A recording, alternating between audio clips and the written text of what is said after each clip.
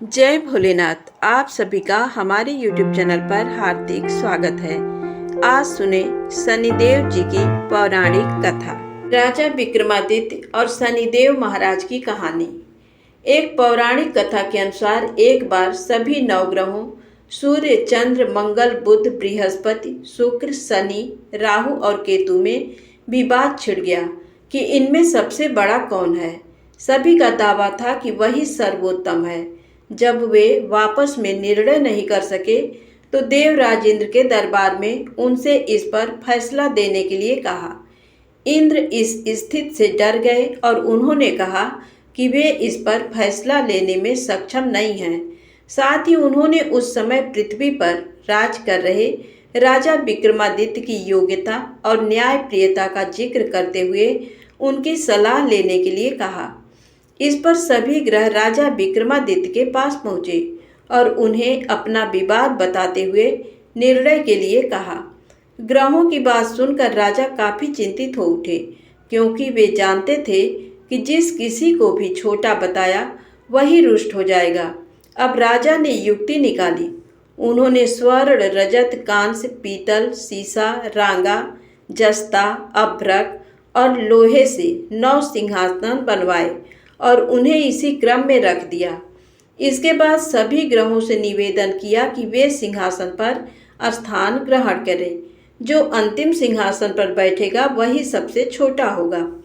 सारे ग्रहों ने अपना स्थान ग्रहण किया, जिसमें लौह सिंहासन सबसे आखिर में था, जिस पर शनिदेव सबसे बाद में बैठे और वही सबसे छोटे कहलाए। इस पर शनि कुपित हो गए और उन्हें लगा कि राजा ने ये जानबूझकर किया है।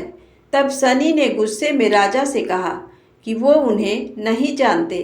जैसे सूर्य एक राशि में 1 महीना, चंद्रमा 2.25 महीना 2 दिन, मंगल 1.5 महीना, बृहस्पति 13 महीने, बुध और शुक्र 1-1 महीने विचरण करते हैं, वैसे ही शनि 2.5 से 7.5 साल तक एक राशि में रहते हैं, जिसके चलते बड़े बड़ों का विनाश हो जाता है।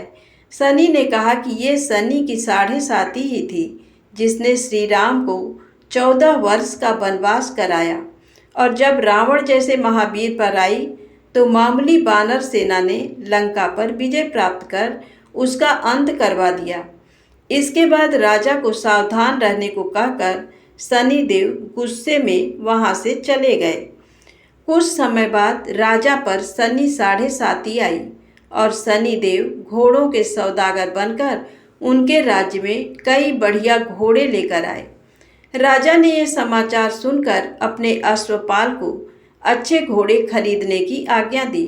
उसने कई अच्छे घोड़े खरीदे। इन्हीं में से एक श्रेष्ठ घोड़े पर राजा सवारी करने निकले, परंतु जैसे वो उस पर सवार हुए, घोड़ा सरपट वन की ओर भागा और भीषण वन में राजा को गिराकर वहां से भाग गया।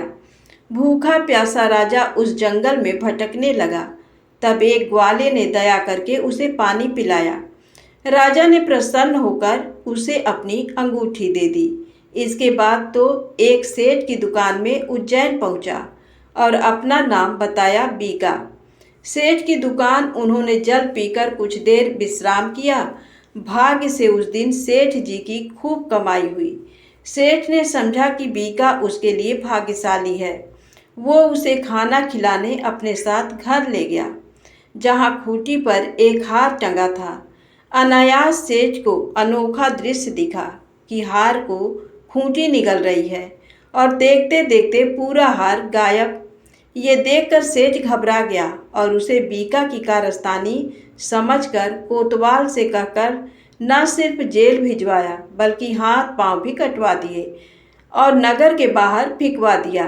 राजा अपनी इस दुर्दशा पर हैरान था। जहां बीका गिरा था, वहां से गुजर रहे एक तेली को उस पर दया आ गई और उसने अपनी बैलगाड़ी में उसे चढ़ा लिया। बीका बना राजा अपनी जीभ से बैलों को हाँकते हुए गाड़ी चलाने लगा। उसी काल में राजा की शनि दशा समाप्त हो गई और वो वर्षा के स्वागत के लिए मल्हार गाने लगा। इस गीतों को नगर की राजकुमारी ने सुना और उस पर मोहित हो गई उसने मन ही मन प्रण कर लिया कि वह गायक से ही विवाह करेगी।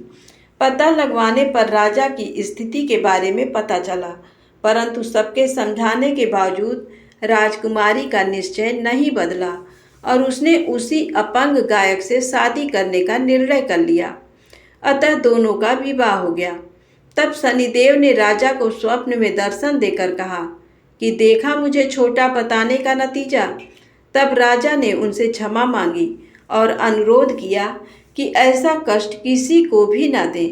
तब शनिदेव ने कहा जो उनका व्रत करेगा और कथा कहेगा उसे शनि की दशा में कोई दुख और कष्ट नहीं होगा, उसके सारे मनोरथ पूर्ण होंगे। साथ ही राजा को हाथ पैर भी वापस दिए।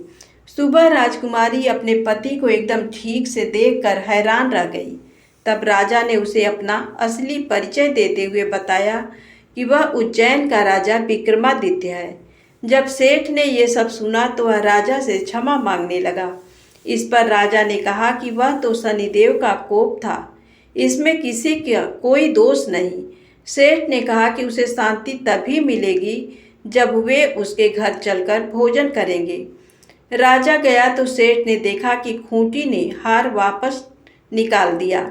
सेठ ने अपनी कन्या का विवाह भी राजा से कर दिया। इसके बाद अपनी दोनों पत्नियों के साथ राजा उज्जैन नगरी आए, जहां नगरवासियों ने उनका भव्य स्वागत किया। नगर आगमन के उत्सव पर राजा ने घोषणा की कि उन्होंने शनिदेव को सबसे छोटा बताया था, जो कि गलत है। असल में वही सर्वोपरि हैं। तब से सारे राज्य में शनिदेव की पूजा और कथा नियमित होने लगी। धन्यवाद। वीडियो पसंद आई हो तो कृपया चैनल को लाइक सब्सक्राइब अवश्य करें। जय माता दी।